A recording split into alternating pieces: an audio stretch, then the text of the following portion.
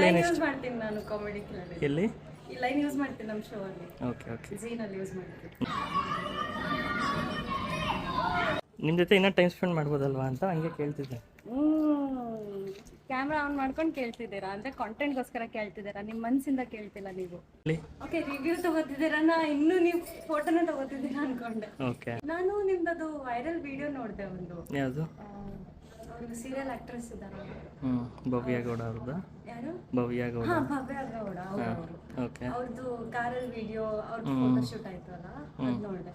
ಏನು ಇಷ್ಟ ಅಂದರೆ ಅರ್ಥ ಆಗಿಲ್ಲ, ಎದ್ರಲ್ಲಿ ಎಕ್ಸಾಂಪಲ್ ಕೊಡಬೇಕಾ?